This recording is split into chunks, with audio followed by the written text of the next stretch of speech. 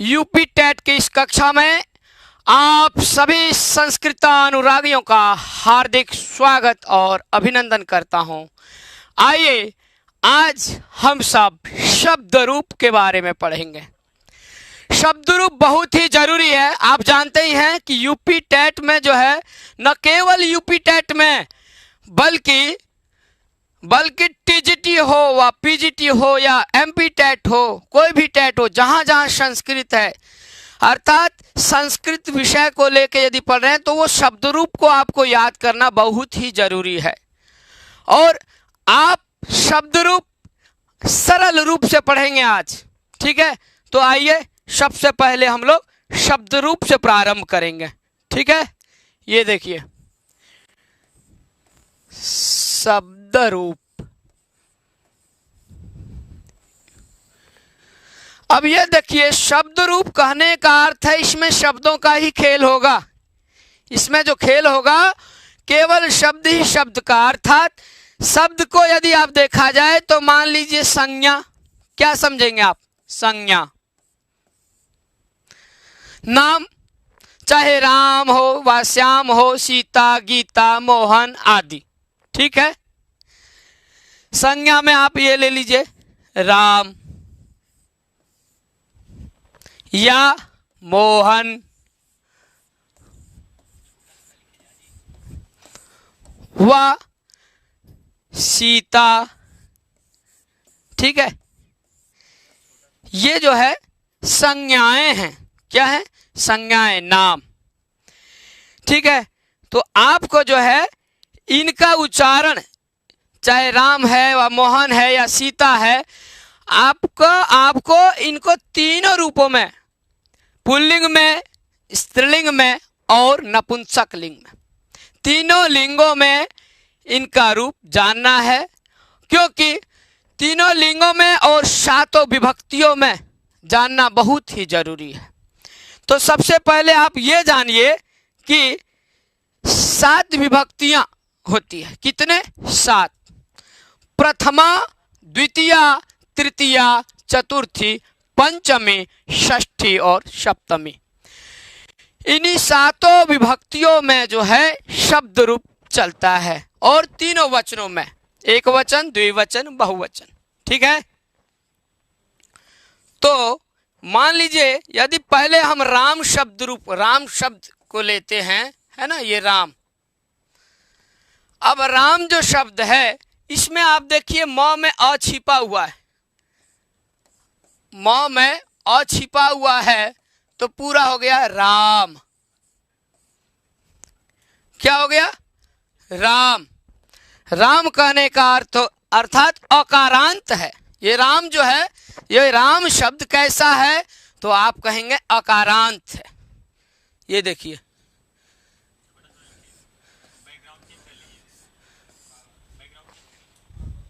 राम है। क्या है? राम।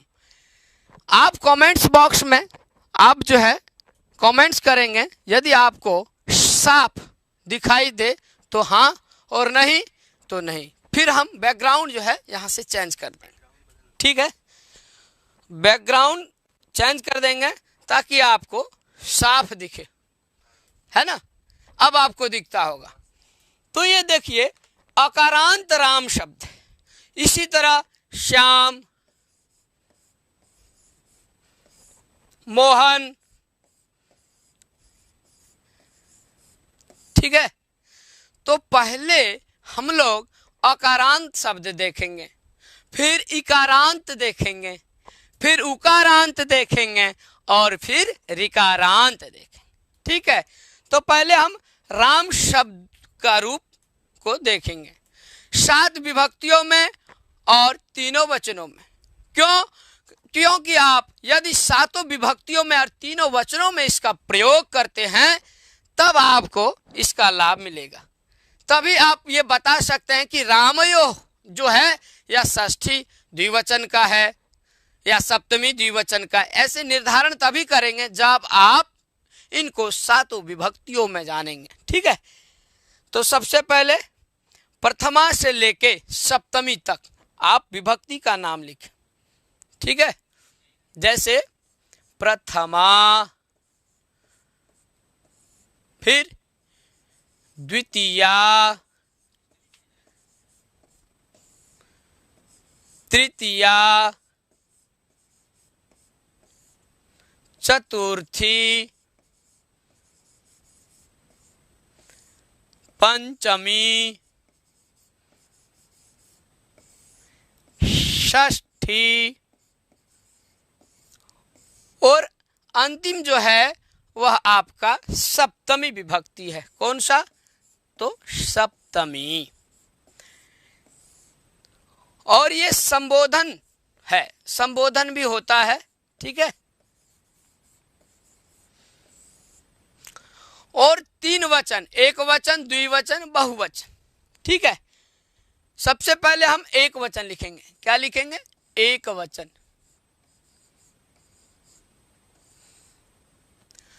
अब ये देखिए, एक वचन कहने का अर्थ है, यदि एक वचन लिखे हैं तो एक वचन में सारा रूप आएगा। प्रथमा में, द्वितीया में, तृतीया में, चतुर्थी में, पंचमी में, षष्ठी में, सप्तमी में। जैसे राम शब्द का प्रथमा विभक्ति एक वचन में हम रामः बोलेंगे। क्या बोलेंगे? रामः। और वही द्वितीय विभक्ति एक वचन में जाएंगे तो रामम प्रयोग करेंगे। क्या? तो रामम। वही तृतीय एक वचन में जाएंगे तो रामेण। क्या बोलेंगे? रामेण। मैं सोच रहा हूं कि पहले आपको एक वचन वाला जो सातों विभक्तियों में जो रूप बनता है उसको दिखा दूं, ठीक। तो पहले राम शब्द का जो है सातों विभक्तियों में आप रूप देखिए, ठीक है। चतुर्थी में जब आप जाएंगे तो रामाय। क्या हो जाएगा? रामाय, ठीक। और साथ में पंचमी में देखिए रामात। रामात। सुनील ध्यान से देखो, ठीक है, पढ़ना है। प्रथमा में क्या होगा? राम। बोलिए रामः। और द्वितीय एक वचन में रामम। बहुत अच्छा, शोभनम, आप सभी को बोलना है। और तृतीय एक वचन में तो रामेण। रामेण। बैकग्राउंड चेंज करना है। तो ये आपको यदि इसमें सही दिखता हो तो आप कमेंट्स में बताएं कि हाँ सही अब दिख रहा है। तो ये देखिए रामः, रामम, रामेण। और चतुर्थी में जब जाएंगे तो वहां रामाय। क्या बनता है? रामाय। हाँ। पंचमी में रामात। और षष्ठी में रामस्य। क्या बोलेंगे? रामस्य। हाँ, रामस्य। और सप्तमी में रामे। क्या बोलेंगे? रामे। हाँ, रामे। और संबोधन में हे राम। क्या बोलेंगे? हे राम। देखिए आप सब जो भी देख रहे हैं, सबसे पहले आपको ये ध्यान में रखना है कि एक वचन का जो ये रूप है अर्थात सातों विभक्तियों में ये कैसे बनता है और यह जरूरी क्यों है। तो ये देखिए, जैसे आप हिंदी में कहते हैं वह घर से आता है, ठीक है। जब बोलते हैं कि वह घर से आता है तो वही संस्कृत में जब आप प्रयोग करेंगे तो सह गृहात आगच्छति। तो गृहात जो रूप है वह पंचमी विभक्ति का रूप है। किस विभक्ति का? पंचमी। तो उसी प्रकार यहां रामात है। क्या है? रामात। रामात कहने का अर्थ होता है राम से। उसी तरह सप्तमी में रामे। तो बाद में तो हम प्रयोग भी कराएंगे, तो पहले हम राम शब्द का जो है एक वचनांत रूप को देखें। इसी प्रकार ये तो हो गया अकारांत राम, है ना। अब आप इकारांत देख लीजिए, हरि का देख लीजिए। तो जब हरि वाला देखेंगे तो हरि का जो है इसमें भी आप ये हरि विसर्ग, सबसे पहले क्या होगा? हरि ही। फिर दूसरे में हो जाएगा हरीम।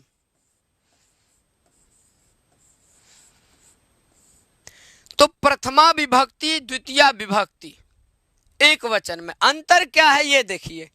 जैसे राम था उसी प्रकार हरि का हरि हो गया। मैं साथ ही साथ आपको अकारांत और इकारांत दोनों के एक वचनांत को मैं समझाऊंगा। और उसके साथ ही जैसे अकारांत हो गया राम, फिर उसी प्रकार इकारांत हो गया हरि, फिर गुरु उकारांत, और फिर इकारांत हो जाता आपका पितृ शब्द।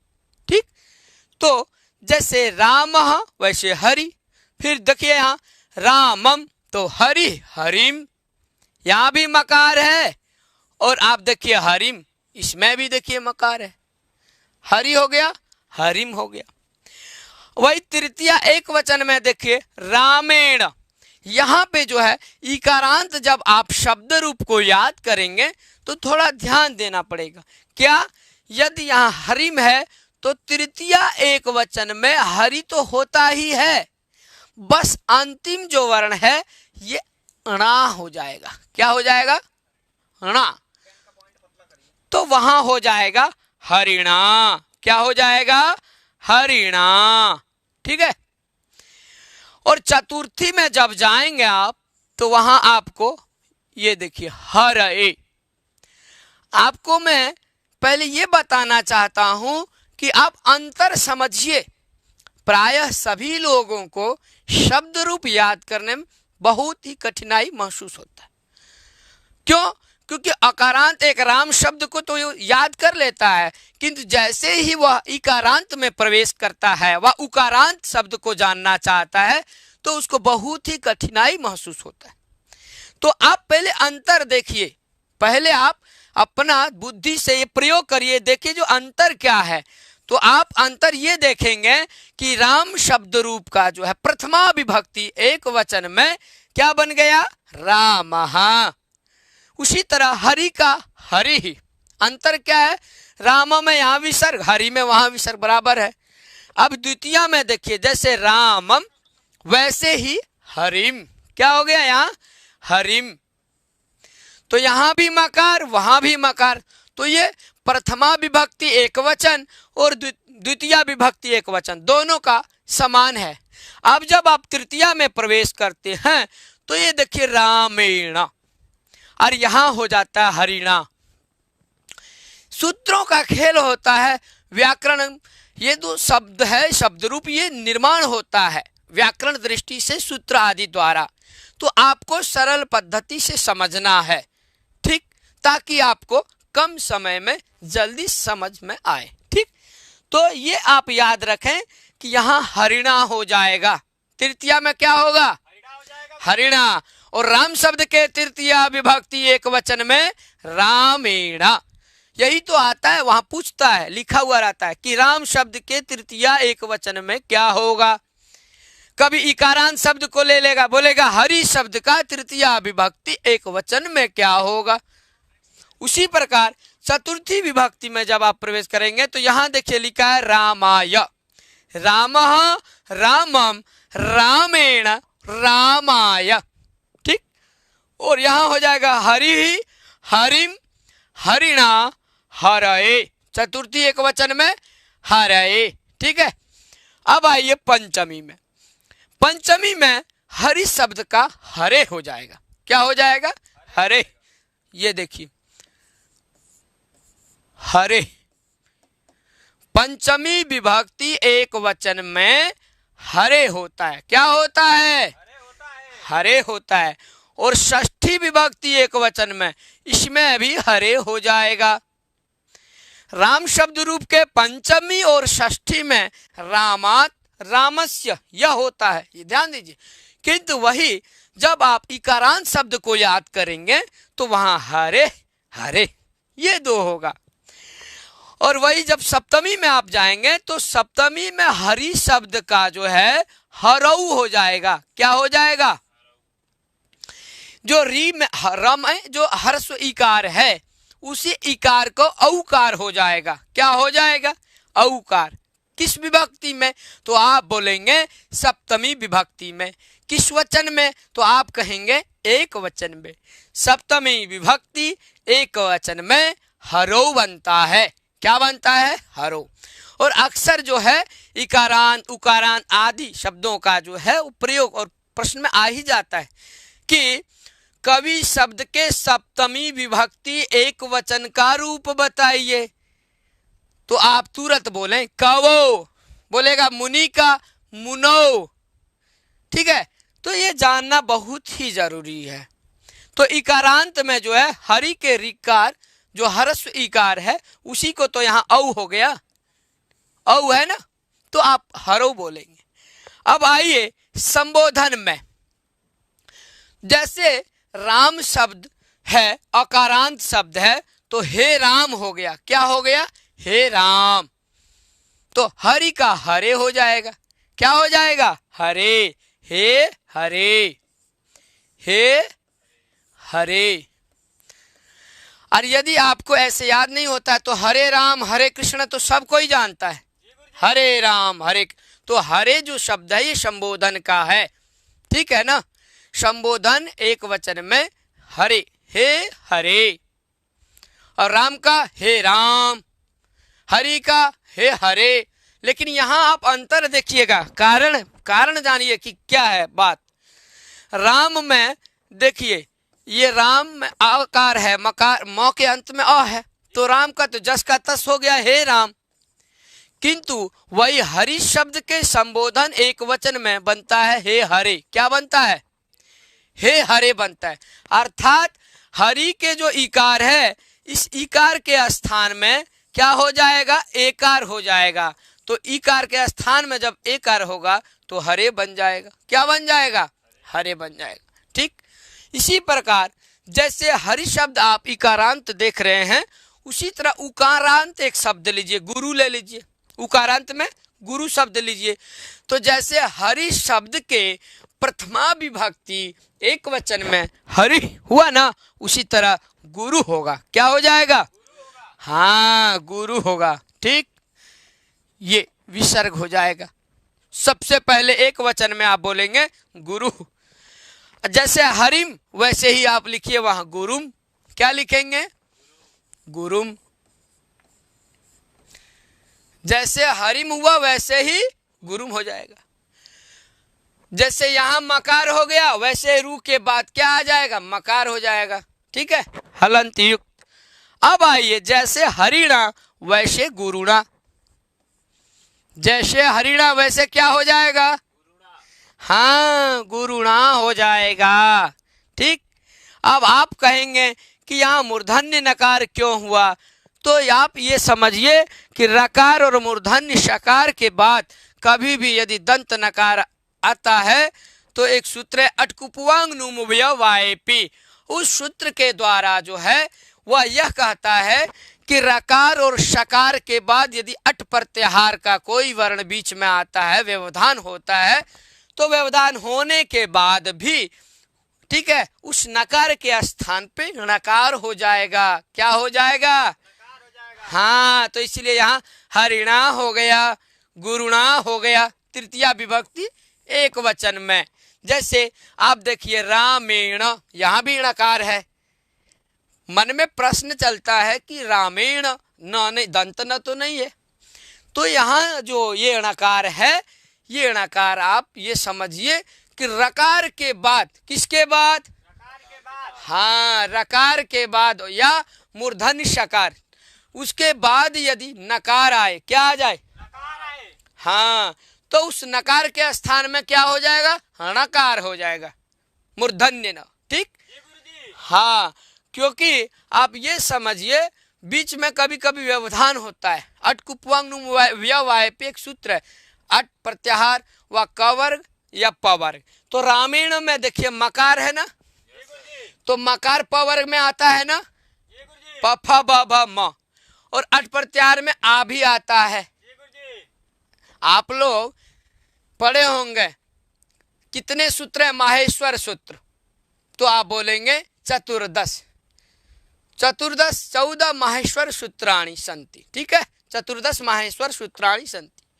अब उसी में जब आप 42 प्रत्याहार का निर्माण करते हैं तो वहां पे अट प्रत्याहार में अ ई उ रील री ए ओ आई औ आता है, फिर ह या व।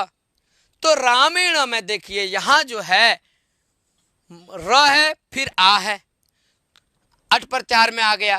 क वर्ग और प वर्ग, तो प वर्ग में मकार आता है, तो मकार के बाद भी यदि न हो, समझ रहे आप लोग सब कोई ध्यान से देखिए, रामेण में जो नकार होता है वह नकार जो है ये अटकुपुवांगनुपी सूत्र के द्वारा जो है न के स्थान में क्या हो जाएगा, न हो जाएगा। क्योंकि रकार के बाद कभी भी न आए और बीच में यदि अट प्रत्याहार का व्यवधान हो या क वर्ग का या प वर्ग का, तो प वर्ग में म आता है तो कोई दिक्कत नहीं है, न के स्थान में क्या होगा, ण हो।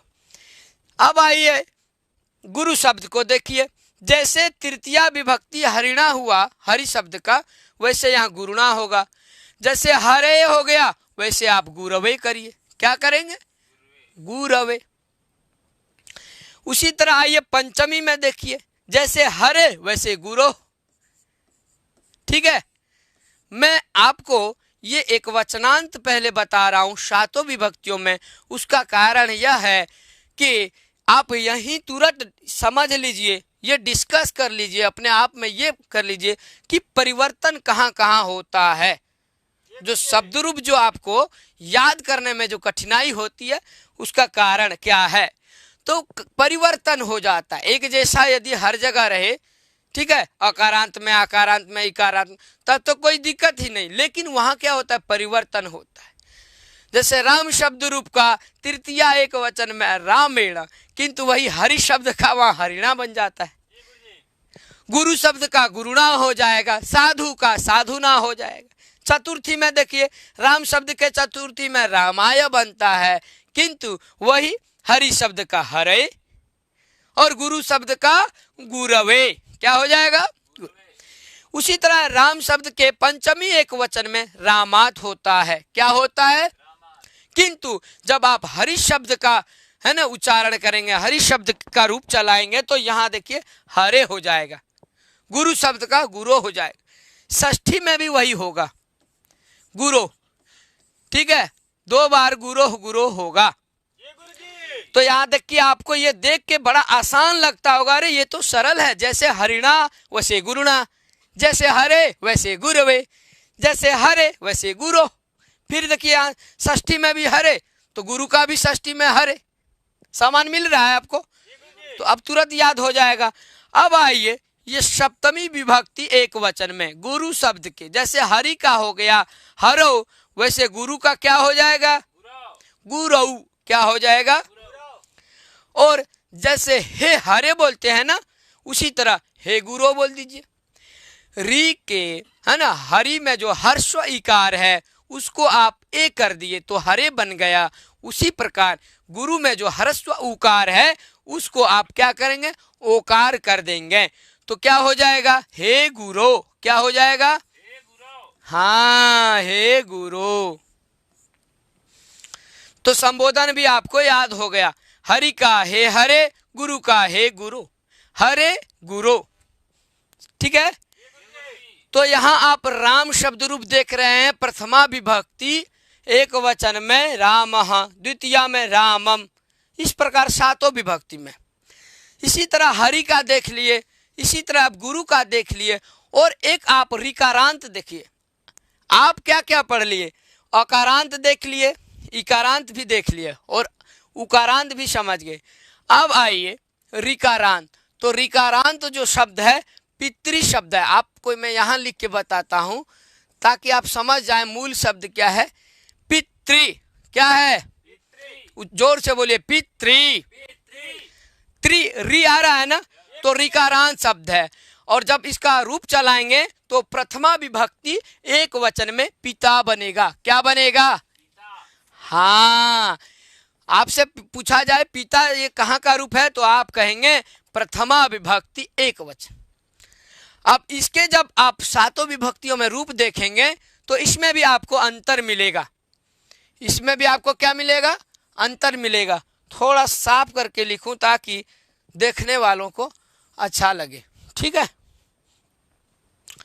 हाँ, तो सबसे पहले हो जाएगा आपका पिता, और द्वितीय विभक्ति एक वचन में है ना, पितरम, पिता पितरम। आप लोग लिखते जाएं और आप अंतर देखें कि किसमें क्या अंतर है। अकारांत के सातों विभक्तियों में क्या अंतर है, इकारांत के क्या हैं, उकारांत के क्या हैं और ऋकारांत के क्या हैं।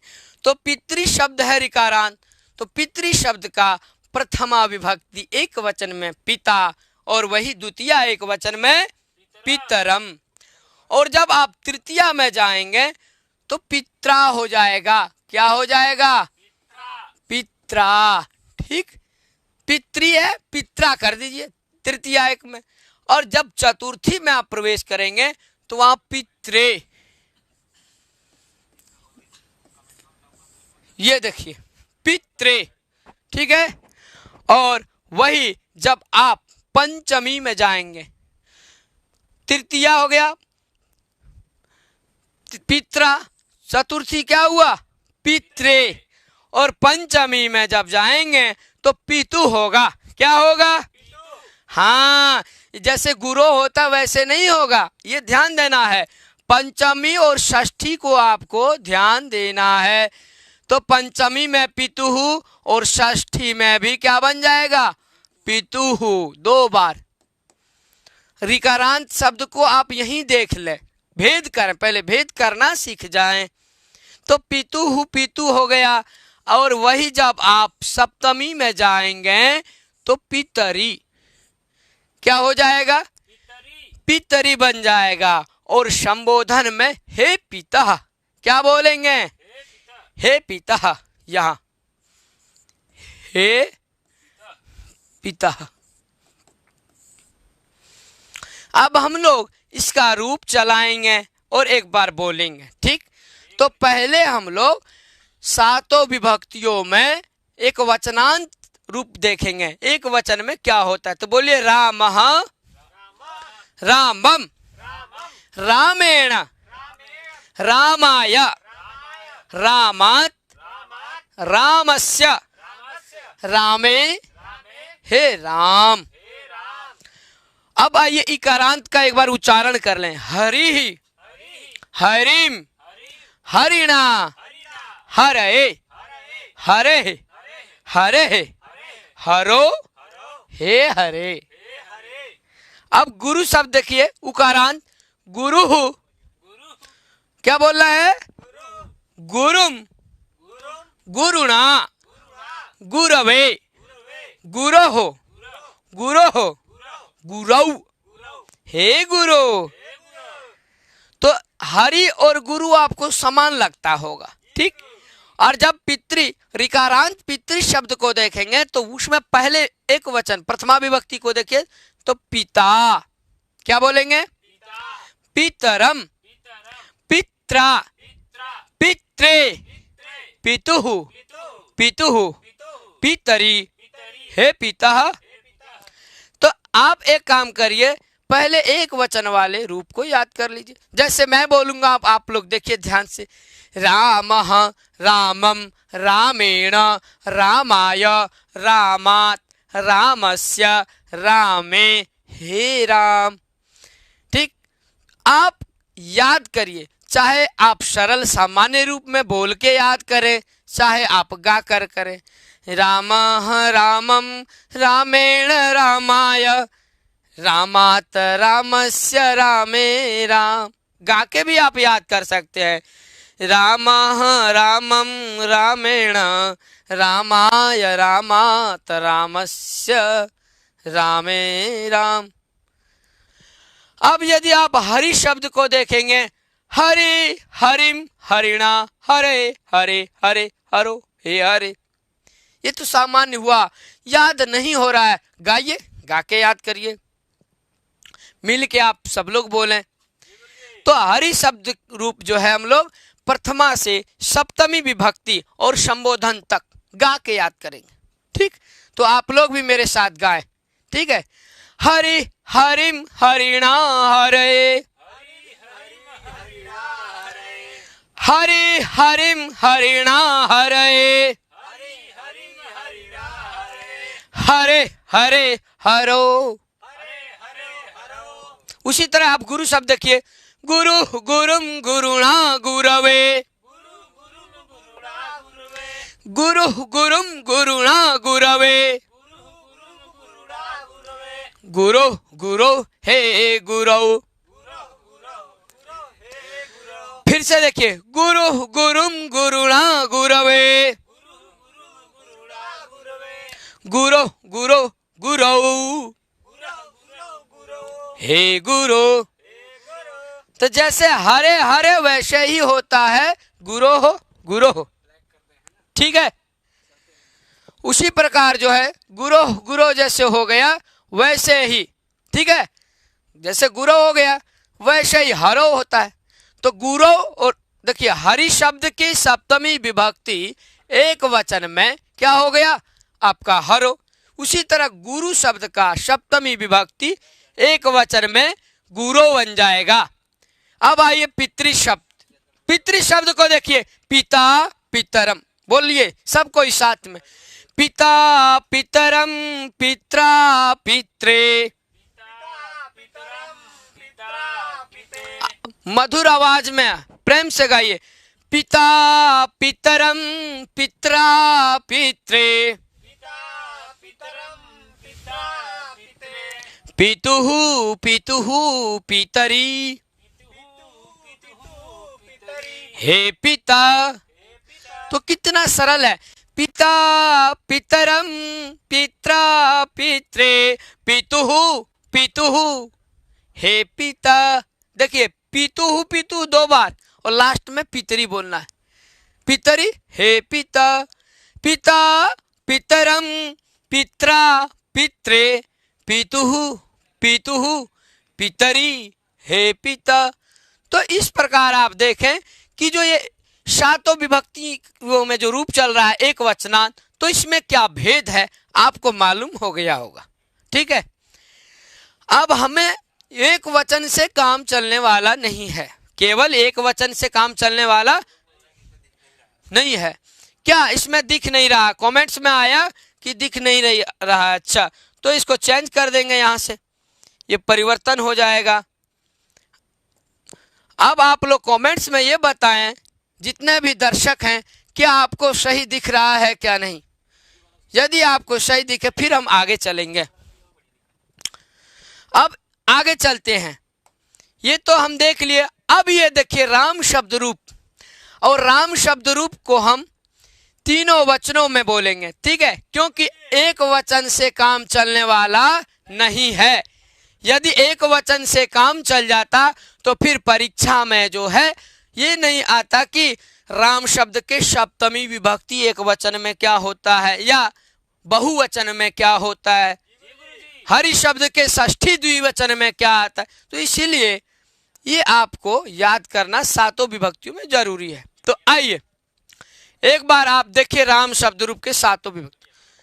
तो रामः रामौ रामा। अब ये देखिए, जैसे प्रथमा विभक्ति एक वचन में राम, द्वितीया में क्या हो गया तो राम, किंतु यहां आप द्विवचन पे ध्यान दीजिए। राम शब्द रूप का द्विवचन में प्रथमा द्वितीया तृतीया चतुर्थी पंच, ये सातों विभक्तियों में चलाना है।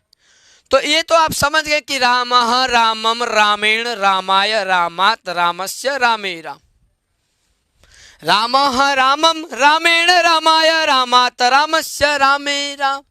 गा गा के याद करिए आप। आपके लिए जो है मैं इस तरह से एक वो प्रयोग कर दिया, आप गा के भी याद कर सकते हैं यदि किसी को। इसी तरह आप बालक शब्द रूप बोलिए, इसी तरह मोहन बोलिए, मोहनः मोहनम मोहनेन मोहनाय मोहनात मोहनस्य मोहने हे मोहन। तो राम श्याम मोहन आदि जितना है सब इसी प्रकार चलेगा, ठीक। किंतु द्विवचन का रूप जब देखेंगे तो रामौ रामौ क्या होता है, रामौ रामौ दो बार, और तृतीया में जब जाएंगे तो रामाभ्याम, चतुर्थी में रामाभ्याम, पंचमी में रामाभ्याम। तो द्विवचन का रूप तो और सरल है। 3 बार तो आप एक ही रकम देखेंगे, 3 बार जो है एक जैसा, रामाभ्याम रामाभ्याम रामाभ्याम। परिवर्तन कहाँ है? तो पंचमी और षष्ठी में, क्योंकि संबोधन में तो वही होगा जो आप प्रथमा विभक्ति के द्विवचन में देखते हैं। प्रथमा विभक्ति के द्विवचन में जो लिखते हैं वही हे रामो होगा, ठीक।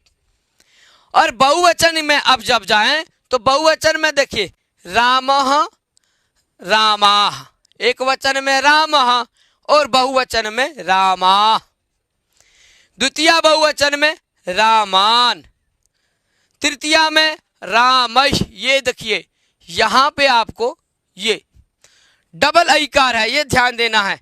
रामैः क्या बोलेंगे? रामैः। और चतुर्थी में रामेभ्यः क्या बोलेंगे? पंचमी में रामेभ्यः रामेभ्यः रामेभ्यः।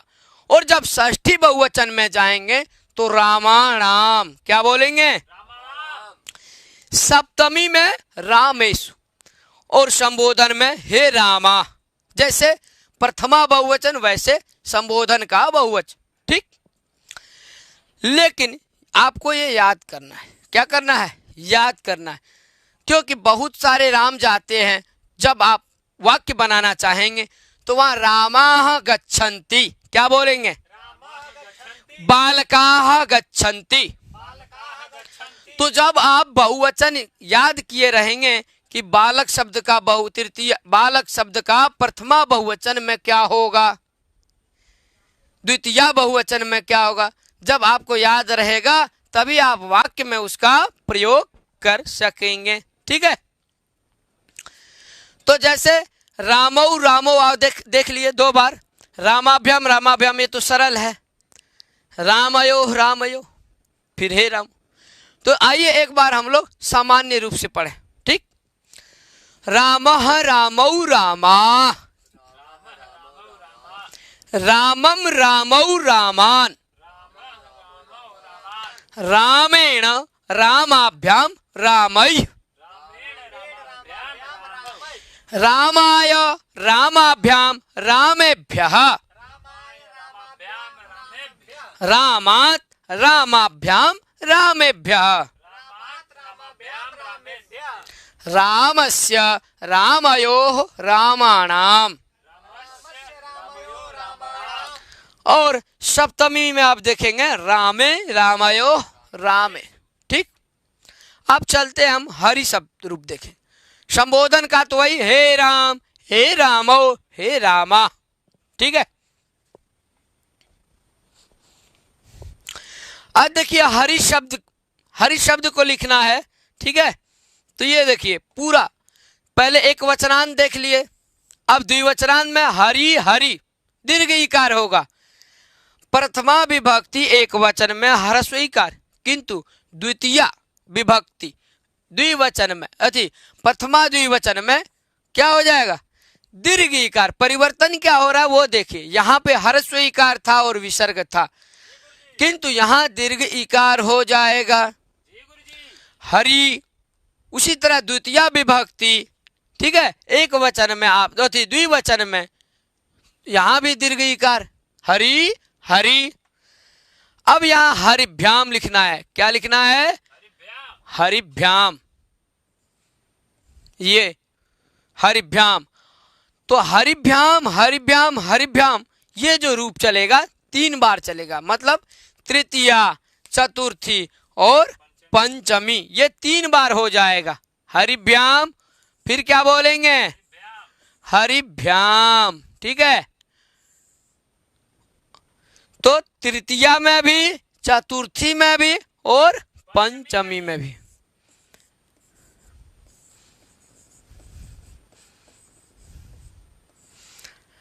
और जब आप षष्ठी में जाएंगे यहां तो वहां पे हरियो हो जाएगा। क्या हो जाएगा? हरियो, ठीक है। षष्ठी में हरियो बनेगा और सप्तमी में भी बन जाएगा हरियो। तो हरियो हरियो 2 बार बनेगा। कितने बार? 2 बार। हाँ, हरियो। और संबोधन संबोधन के द्विवचन में जैसे प्रथमा विभक्ति के द्विवचन में हो गया हरि, वैसे ही हे हरि, हे हरि अर्थात दीर्घ इकार हो जाएगा। ठीक, अब आइए हम लोग बहुवचनांत रूप को देखेंगे। ठीक, ये तो हो गया आपका द्विवचनांत वाला, हरि हरि हरिभ्याम हरिभ्याम हरिभ्याम 3 बार, और फिर हरियो हरियो पंचमी षष्ठी में संबोधन में हो जाएगा आपका हाँ हे हरि। आइए बहुवचन, तो बहुवचन में आप देखिए क्या करना है, हर ये इतना तो लिखना है, यहाँ ये कर देना विसर्ग, यह लिख के विसर्ग, हराया हराया क्या लिखेंगे, हाँ हरि ही हरि हराया, क्या बोलेंगे, हाँ हराया। फिर हरिम हरि हरीन क्या बोलेंगे, ये देखिए ध्यान दीजिए। अब जो ये द्वितीय बहुवचन, तो द्वितीय बहुवचन का रूप क्या हो जाएगा, हरीन, क्या बन जाएगा, हाँ हरीन। ठीक है, द्वितीय बहुवचन में क्या हो जाएगा, हरीन। तो ये दीर्घ इकार होगा इसमें भी, जैसे द्विवचन में दीर्घ इकार वैसे ही बहुवचन में हरि में दीर्घ इकार, किंतु वहां पे नकार हो जाएगा हल युक्त। ठीक, हल से युक्त। तो हरि हरि हराया, हरिम हरि हरीन क्या बन जाएगा। अब आइए तृतीया में, हरिणा हरिभ्याम हरि भी क्या हो जाएगा, हरि भी, ये ठीक। और जब आप चतुर्थी बहुवचन में जाएंगे तो वहां हरिभ्यः 2 बार लिखना है, चतुर्थी और पंचमी के बहुवचन में क्या लिखना है, हाँ हरिभ्यः हरिभ्यः, ये 2 बार हरिभ्यः हरिभ्य। ठीक, और षष्ठी बहुवचन में हरिणाम, षष्ठी बहुवचन में क्या हो जाएगा, तो हरि हरि हरयः हरिम हरि हरीन, हरिणा हरिभ्याम हरिभि, हरे हरिभ्याम हरिभ्यः हरे हरिभ्याम हरिभ्यः, पंचमी में भी हरे हरिभ्याम हरिभ्यः, और षष्ठी बहुवचन में हरे हरियो हरिणाम क्या बोलेंगे, हरिणाम। ये ध्यान देना है आपको, षष्ठी विभक्ति बहुवचन, षष्ठी विभक्ति बहुवचन में जो ऋकार होगा उसमें भी दीर्घ ईकार होगा, तो आप बोलेंगे हरिणाम, क्या बोलेंगे। अब आइए सप्तमी बहुवचन, किसमें, सप्तमी तो सप्तमी बहुवचन में हरिषु क्या हो जाएगा, हरिषु हरिषु। और वही जैसे प्रथमा विभक्ति के बहुवचन में हरयः होता है, वैसे ही संबोधन में भी हे हरयः क्या हो जाएगा, हे हरयः। देखिए अब एक बार आप लोग मिल के बोलिए, हरि हरि हरि, देखिए हरि हरि हरयः, बोलिए मिल के। सुनील थोड़ा आवाज देना है, हरि हरि हरयः हरिम हरि हरीन, हरिणा हरिभ्याम हरिभिः हरे हरिभ्याम हरिभ्यः हरे हरिभ्याम हरिभ्यः हरे हरियो हरिणाम हरो हरियो हरिषु। हाँ, तो एक बार आप लोग सब कोई ध्यान से देखें। देखिए हरि हरि हरयः, गा के बोले हैं हरि हरि हरयः हरिम हरि हरीन हरिणा हरिभ्याम हरिभिः हरे हरिभ्याम हरिभ्यः हरे हरिभ्याम हरिभ्यः हरिभ्याम हरिभ्यः हर हरो हरे हरयो हरिणाम हरो हरयो हरिषु हे हरि हे हरयः। तो इस प्रकार से जो है आप गा के भी, लेकिन आपको तीनों वचनों में, सातों विभक्तियों में और तीनों वचनों में जो है याद करना होगा। ठीक है, आगे चलें सुनील। ठीक है, तो आगे चलते हैं। तो ये आपका हरि हो गया। उसी तरह गुरु का भी आप गुरु गुरुम गुरुणा हो जाएगा, गुरवे गुरो गुरो गुरु। और वही गुरु दीर्घ उकार हो, जैसे हरि हो रहा है दीर्घ इकार, ठीक है, द्विवचन में, वैसे ही यहाँ पे क्या हो जाएगा, गुरु गुरु। यही सीख लीजिए, जैसे हरिभ्याम हरिभ्याम हरिभ्याम, वैसे ही आप बोलेंगे गुरुभ्याम गुरुभ्याम गुरुभ्याम। ठीक है, और पंचमी में गुरुभ्याम, षष्ठी में जब आप जाएंगे तो वहां गुरुवोह बोलेंगे। जैसे हरयो वैसे गुरुवोह क्या हो जाएगा, गुरुवोह। जैसे ये देखिए, मैं यहां लिख दे रहा हूं ताकि आप समझ पाएं। ठीक, गुरुवोह। हरि शब्द के पंचमी और षष्ठी में हरे हरि, उसी तरह गुरु शब्द का पंचमी और षष्ठी में क्या हो जाएगा, गुरुवोह है। मतलब द्विवचन में आपको बता रहा हूं, हरि शब्द के पंचमी विभक्ति अति षष्ठी विभक्ति, हाँ पंचमी और षष्ठी, ये देखिए क्या बन गया, हरियो। तो उसी तरह गुरु शब्द का क्या हो जाएगा, गुरुवोह। ठीक, षष्ठी सप्तमी में, पंचमी में तो भ्याम भ्याम होगा, 3 बार होगा भ्याम भ्याम। कहाँ कहाँ, तृतीया, चतुर्थी और पंचमी। तो गुरुभ्याम गुरुभ्याम गुरुभ्याम, पंचमी तक आप चले गए। और जब आप षष्ठी में जाएंगे तो वहां आप गुरुवोह बोलेंगे। जैसे आप बोलते हैं ना, ये हरियो हो, क्या बोलते हैं, हरियो हो। थोड़ा अच्छा से लिखें ताकि आपको पता चले। देखिए, ये आपको समझना जरूरी है। हरि शब्द के षष्ठी द्विवचन में क्या होता है, हरियो। ठीक, क्या होता है। और उसी प्रकार जैसे हरि शब्द का षष्ठी द्विवचन में हरियो, उसी तरह गुरु शब्द का षष्ठी द्विवचन में गुरुवो है, गुरुवो। उच्चारण करिए निखिल, बोलिए जोर से, गुरुवो। हाँ, उसी तरह सप्तमी में होगा, षष्ठी और सप्तमी समान, हरियो हरियो गुरुवो गुरुवो। देखिए मिल रहा है। और वही संबोधन में जैसे हरि का हरि हो जाता है द्विवचनांत, उसी तरह गुरु हो जाएगा। अब बहुवचन का रूप देखिए, जैसे हरयः वैसे गुरवः, हरि हरि हरया, गुरु गुरु गुरवः। यहाँ यह हुआ, वहां वह हो जाएगा, वकार हो जाएगा। तो आप बोलेंगे गुरवः, क्या बोलेंगे, हाँ गुरवः।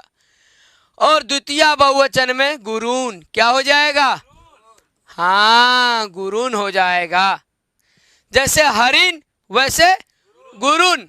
ठीक, और तृतीय विभक्ति बहुवचन में जैसे हरि भी वैसे गुरु भी।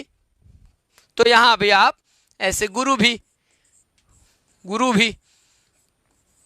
मैं ये समझने के लिए आपको बता रहा हूं ताकि आपको यहीं पर यह स्पष्ट हो जाए कि जो इकारांत शब्द है और जो उकारांत, ह्रस्व इकारांत और ह्रस्व उकारांत जो पुल्लिंग शब्द है, वह इसमें दोनों में क्या परिवर्तन है, ये आप समझ जाएं।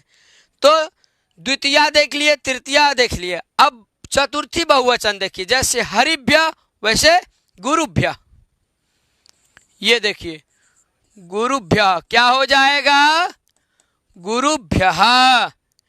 पंचमी में भी आप वही करिए, गुरुभ्यः। ठीक, तो आप ये समझेंगे कि चतुर्थी और पंचमी, क्या चतुर्थी और पंचमी ये दोनों रूप समान होगा। चतुर्थी पंचमी ये दोनों में इसी तरह गुरुभ्य।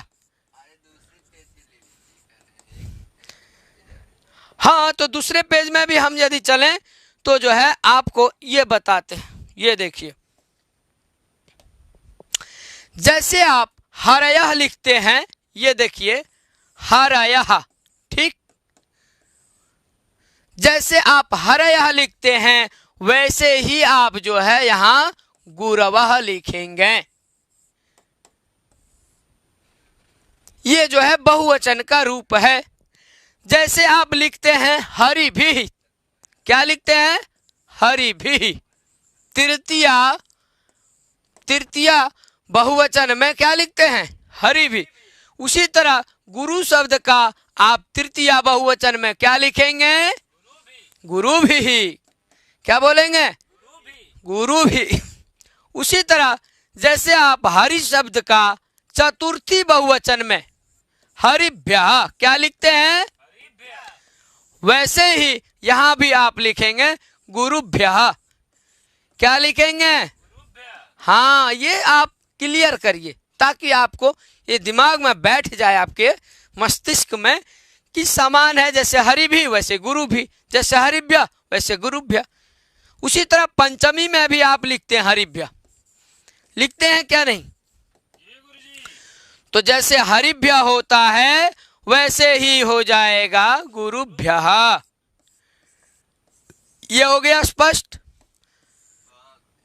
अब हरि शब्द का षष्ठी बहुवचन में हरिनाम क्या बनता है? हाँ, हरिनाम, ठीक है। उसी तरह वहां भी आप लिखेंगे गुरु नाम। क्या लिखेंगे? गुरु नाम। दीर्घ उकार हो जाएगा गुरु में, और हरि में दीर्घ इकार हो जाएगा, तो गुरु नाम हरिनाम, ठीक। और बहुवचन में हरिषु, क्या लिखते हैं? हरिषु। जैसे हरिषु वैसे गुरुषु। ये देखिए गुरुषु। तो आप इस प्रकार समझेंगे कि जो हरस्व इकारांत पुल्लिंग शब्द है और हरस्व उकारांत पुल्लिंग शब्द है, प्राय समान ही होता है, ठीक है। अब इसमें देखिए विभक्ति, यदि विभक्ति के बारे में, तो ये समझिए कि हरया जो है, ये हरयः प्रथमा बहुवचन का रूप है। किसका है? तो प्रथमा बहुवचन का। ये देखिए बहुवचन, ठीक है। प्रथमा बहुवचन में क्या बन गया आपका? हरयः। उसी तरह गुरवः। द्वितीया में, हाँ, प्रथमा हो गया। उसी तरह तृतीया में हरि हरया, और तृतीया में हरिणा हरिभ्याम हरिभिः। ये तृतीया बता रहा हूं मैं। तृतीया में जो है क्या हो जाता है? हरिभिः। लेकिन आप ये याद रखिए कि द्वितीया में जो है जैसे हरिन वैसे गुरून, क्या हो जाएगा? गुरून, ठीक है। ये हो गया आपका चतुर्थी। क्या हो गया? चतुर्थी। अब यहां द्वितीया नहीं है, नहीं लिखे हैं, तो आप ये घबराएं नहीं कि द्वितीया में क्या। द्वितीया में आपको पहले ही बता दिया हूं, जैसे आपका क्या हरिन होता है। ये देखिए, जैसे ये देखिए हरिन होगा,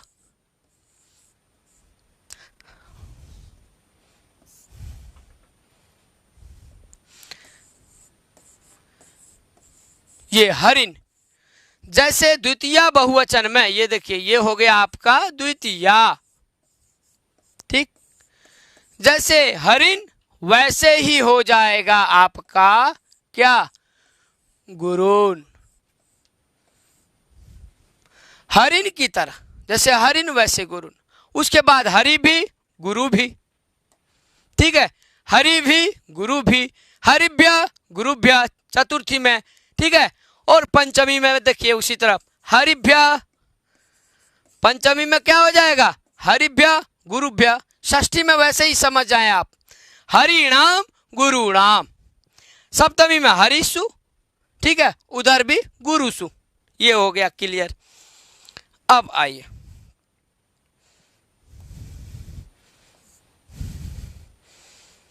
अब जो है पितृ शब्द, जो पितृ शब्द है उसका एक वचन में आप देखते हैं क्या बनता है, पिता। क्या हो जाता है, पिता, है ना। किंतु वही द्विवचन में आप जब जाएंगे तो पितरो, पिता पितरो।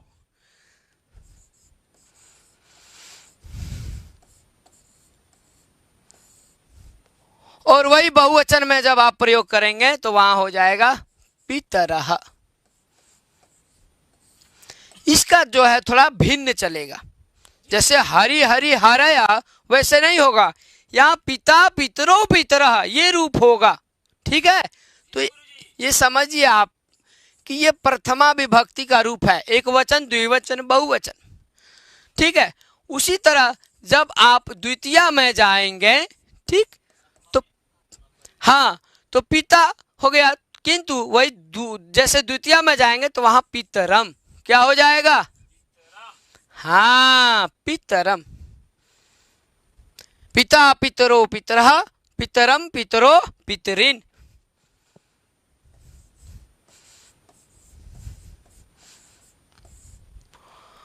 पितृन क्या हो जाएगा, अब यहां ये ध्यान देना है, जो पितृन होता है यहां पे दीर्घ इकार हो जाएगा। क्या हो जाएगा, हाँ दीर्घ इकार हो जाएगा। पितृन क्या हो जाएगा, हाँ पितृन। अब आइए तृतीया रूप देखिए आप,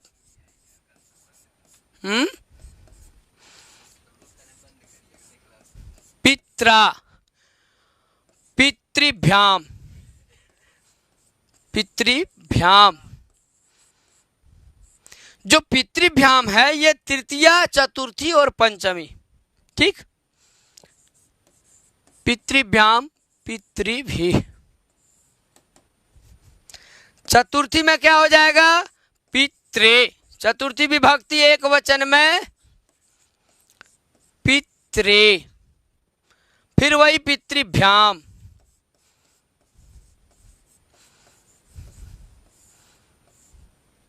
पित्रे पितृभ्याम पितृभ्य। ठीक, चतुर्थी और पंचमी का जो बहुवचन है वो समान होगा। जी गुरुजी। तो ये हो गया पितृभ्य।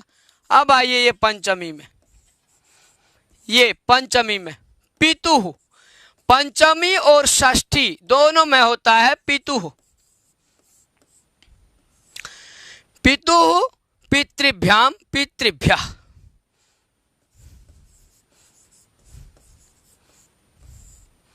पितृभ्य। ठीक, तो ये आप देखिए चतुर्थी बहुवचन और पंचमी बहुवचन ये दोनों जगह समान है। देखिए यहाँ द्वितीया तृतीया अति तृतीया चतुर्थी पंचमी, ये देखिए ये आपको समान मिलेगा। फिर द्विवचन में देखिए प्रथमा द्विवचन पितरो पितरो, पिता पितरो पितरा पितरम पितरो, तो यहाँ भी देखिए समान। अब आइए आप षष्ठी विभक्ति में, तो पंचमी और षष्ठी का तो समान ही होगा, पितुः पितुः। ठीक, किंतु जब आप षष्ठी के द्विवचन में जाओगे तो यहाँ क्या हो जाएगा, पित्रोः। क्या हो जाएगा, बोलिए, पित्रोः। षष्ठी में भी होता है और सप्तमी में भी होता है। और जब षष्ठी के बहुवचन को देखेंगे तो यहाँ पितृणाम क्या हो जाएगा, हाँ पितृणाम। षष्ठी बहुवचन में पितृणाम दीर्घ री होता है, ये जो री है दीर्घ हो जाएगा बड़ा।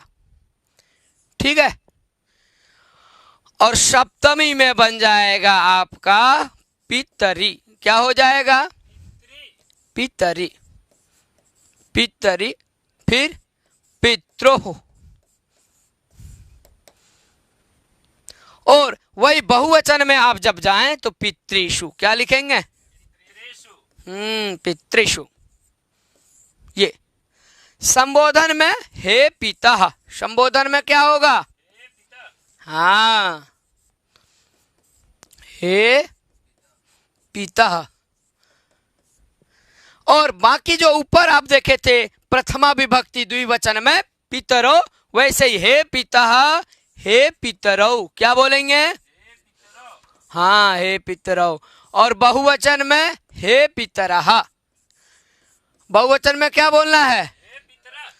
तो देखिए आपरूप, पिता पितरो पितरः, पितरम पितरो पितॄन्, पित्रा पितृभ्याम पितृभिः, पित्रे पितृभ्याम पितृभ्यः, पितुः पितृभ्याम पितृभ्यः।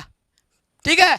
और जब षष्ठी में जाएंगे तो पितुः पित्रो पितॄणाम। फिर सप्तमी देखिए, पितरी पित्रोः पितृषु, और संबोधन में हे पिता हे पितरो हे तो आज हम लोग अकारांत पुल्लिंग, ह्रस्व इकारांत पुल्लिंग, दीर्घ इकारांत बाद में पढ़ेंगे। तो आज हम लोग अकारांत, इकारांत, उकारांत, ह्रस्व इकारांत और ह्रस्व उकारांत। जैसे आपका हरि शब्द हो गया इकारांत, गुरु शब्द हो गया उकारांत, और ऋकारांत शब्द आप पढ़ लिए। आप कौन सा? तो पितृ। तो लेकिन ये आप याद रखिए, जैसे पितृ का पिता पितरो पितरः, उसी तरह आप भ्राता भ्रातरो भ्रातरा। ठीक है। माता मातरो मातरा, मातु मातु यहाँ भी होगा। जैसे पितु पितु, उसी तरह मातु मातु, षष्ठी का रूप। फिर जब आप कारक पढ़ेंगे फिर इसका प्रयोग करेंगे कि आपका पिताजी का नाम क्या है, तो आप पूछेंगे भवतः पितुः नाम किम, भवतः मातुः नाम किम। जब याद कर लेंगे तो इनका पहले आप इन सातों विभक्तियों में इनका रूप याद कर लें। ठीक है। तो आइए एक बार आप उच्चारण करें और फिर हम यहीं पे आज की कक्षा को समाप्त करेंगे। ठीक है। तो पिता पितरो पितरः, पितरम पितरो पितॄन्, पित्रा पितृभ्याम पितृभिः, पित्रे पितृभ्याम पितृभ्यः। पित्रे बोलना है, क्या बोलना है? हाँ। और पंचमी में पितुः, क्या बोलेंगे? पितुः पितृभ्याम पितृभ्यः, पितुः पित्रोः पितॄणाम, पितरी पित्रोः पितृषु, हे पिता हे पितरो हे पितरः। तो प्रिय संस्कृतानुरागियों, आज की कक्षा को मैं यहीं समाप्त करता हूँ। फिर हम अगली कक्षा में मिलेंगे। ठीक है। तब तक के लिए नमः संस्कृताय। आप सब जहाँ भी रहें स्वस्थ रहें, व्यस्त रहें और मस्त रहें। और जब आप सब एक दूसरे से मिलें तो नमः संस्कृताय अवश्य ही बोले। तो आप सभी को दिवाली की हार्दिक शुभकामनाएं हैं कोटिशः। आज के लिए यहीं पे मैं विराम लेता हूँ। नमः संस्कृताय, नमो नमः।